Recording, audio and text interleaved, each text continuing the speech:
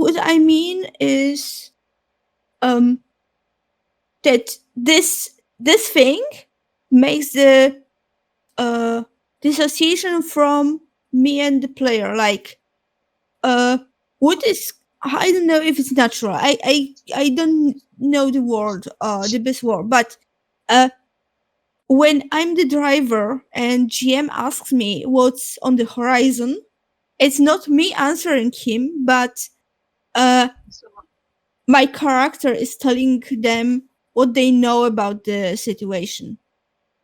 And it's kind of like natural. So when I'm fighting as my character and I make a choice about taking complication because I want to make extra damage, suddenly I'm deciding that there were a situation that I push further, but it's not GM that decided on this, it's me that I decided on this.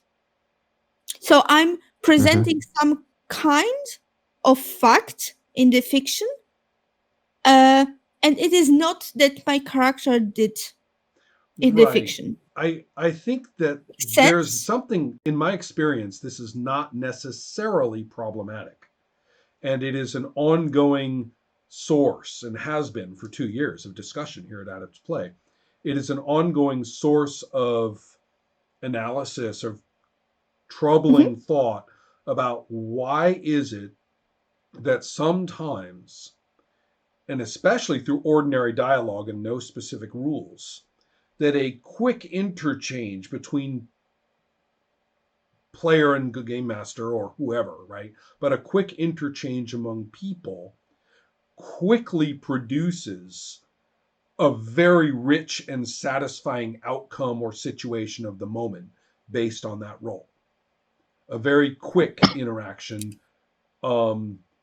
Just everyone says yes. Somebody says, oh, and that means this. And everybody blinks and realizes that given everything we knew, it absolutely means this. That, and it's not overriding the role. It was the failure or success that just completely clicks in the moment of what now. And we've seen it in hundreds of games and circumstances. And as I say, especially in games with no explicit mechanics for it, we literally create the mechanic for it as a technique in play.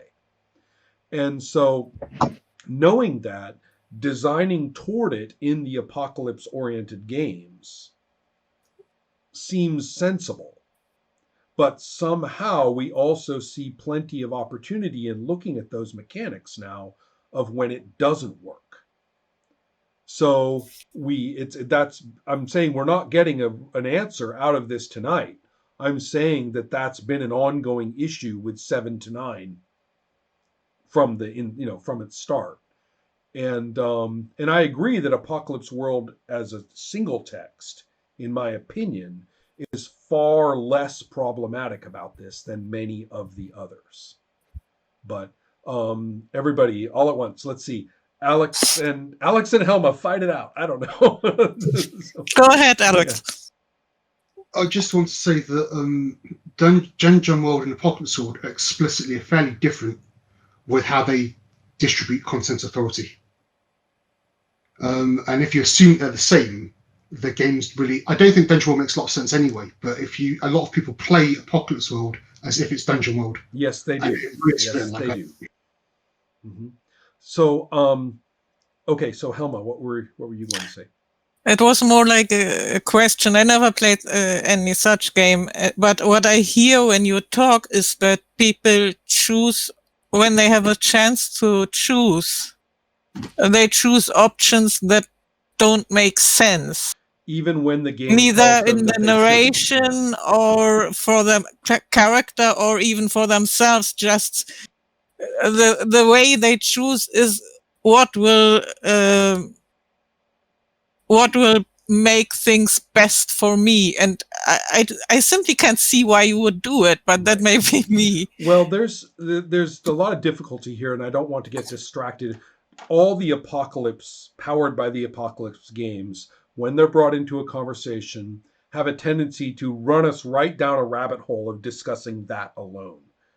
Right. And But so, it's not that the games don't give you a choice that makes more sense. It is that you choose something that doesn't make sense. I'm not out saying of every a player bunch all of the things. time. Well, or that necessarily it hands the game master a choice or a set of obligations right then that are more complex than the situation warrants. That often happens. But anyway, Alan, you seem to have been doing the studying up on the texts lately, so you help us out there. Yeah, I've run about 15 games of Dungeon World just recently.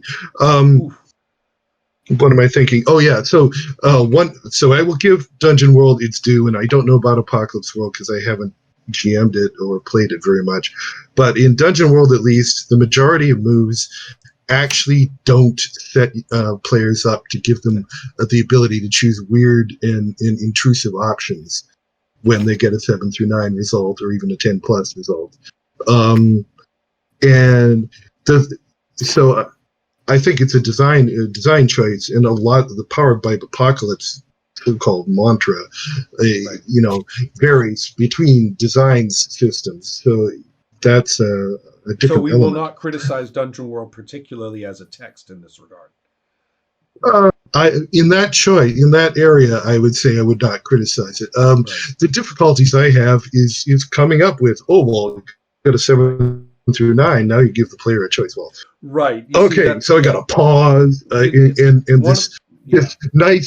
this nice progression that other people are talking about doesn't happen because we all pause. We think, right. What could it be? I think it's a matter of instead of narrowing into what happens, all of a sudden it fans out again, right when you were expecting it to narrow. Yeah. To at the possible risk of shorting much more conversation that we could have, let's take a look back at, instead of the Powered by the Apocalypse games, let's take a look at games where, frankly, the outcome of the roles can leave the person with the authority, the narration authority, gobsmacked. And I'll call it on myself when what it means that I don't know what to do. I'm supposed to talk about the outcome of this role, and I don't know what to do. So I'm not talking about a roll to hit, which at least is mechanically, reasonably clear. You do or you don't do damage to the foe, right? I'm not talking about those. And at the moment, I'm not going to talk about investigation rolls either, because that's I already have a whole Monday Lab about those. I want to talk about a situation that often involves information or a consequential outcome that could be very dangerous for the characters even, but no matter what, I'm just not prepared for what failure even means. Classic example from the RuneQuest game. Helma knows this one well. When, after the fight that we were talking about, and everybody is wounded and it's a wretched situation, and they're in relatively dangerous wilderness, and they are stumbling around, night is coming, and we make the wilderness survival or the relevant roles, and they flub terribly. Yeah, and I really, really thought in that situation, now I'm going to kill them all. Right. This is either dying of exposure, yeah, exactly. or I'll force them to walk until they drop, and I'll be the first to drop because I'm the worst. Right, exactly. And so, in retrospect, having the characters terribly ravaged by exposure, tell them the next morning, okay, you had a wretched night. Everybody takes, D6 more damage.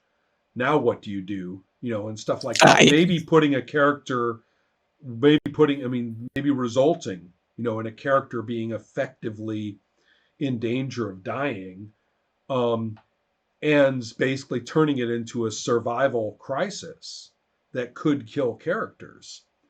Instead, what did I have was that the insect people, who, to my credit, were in the region.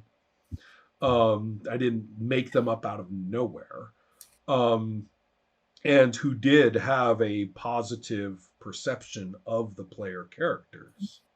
So to my credit, this was not wholly made up, but I did reach for any available fictional thing I had to come along and rescue them.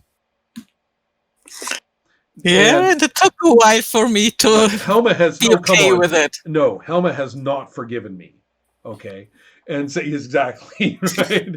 And I was unhappy with myself. I mean, I was, even with all of my actuallys that I could invent, even with this, I knew they were all what they were.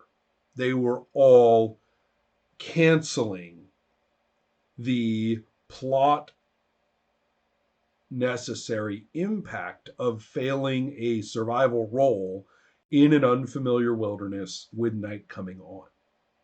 Period.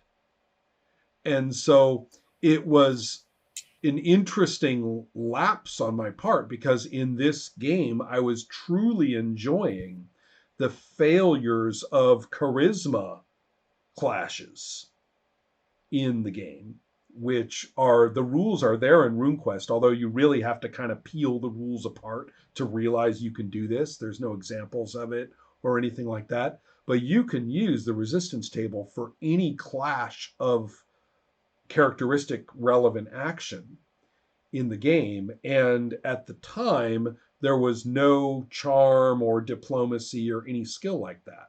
So it was just raw charisma on the resistance table.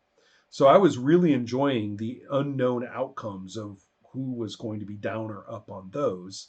I was really enjoying the cult lore failures and successes, which created a constellation of knowledge. And I was really enjoying a lot of other things, like who was down clutching their leg going ow, ow, ow at the end of a combat, and who was still standing, right? All of these things were working for us. So to suddenly just like walk face first into a failed roll and not know what to do with it was an interesting experience, because the game was full of failures that we were working with.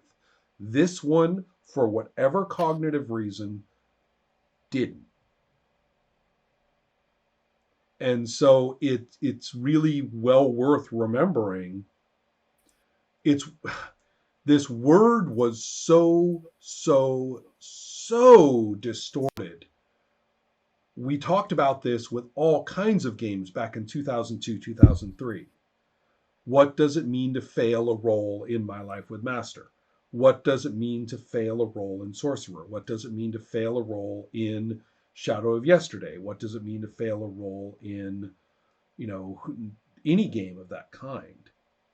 And in those, it's much clearer. It's why we talked about conflict resolution. It meant that there was something that you were trying to stave off. I mean, Primetime Adventures is like this. It's sometimes we forget, but it is supposed to be very important in Primetime Adventures that you state vaguely. That's the trouble. Vaguely, you state, well, no, not you specifically, non-vaguely state exactly what will go wrong for you in a failed draw. But somebody gets to narrate, but they're supposed to honor the failure. That's actually a skill that's very hard for people. You give to a player the ability to narrate. They may weasel. They try to weasel out of the failure sometimes. Yeah. And you have to remind them that they can't. And that may or may not even work. Right? I mean, I don't want to sit there and negotiate for an hour about it. If they try again and they still don't quite manage to get the failure in, I kind of sigh and say, well, all right, and I move on. But still, that's very difficult to remember sometimes when the game's mechanics are all about tasks. When the game's mechanics are specifically about, I take this action and it doesn't work, that doesn't really tell you how the situation actually turns out. It just tells you they were bad at what they just tried to do, and that's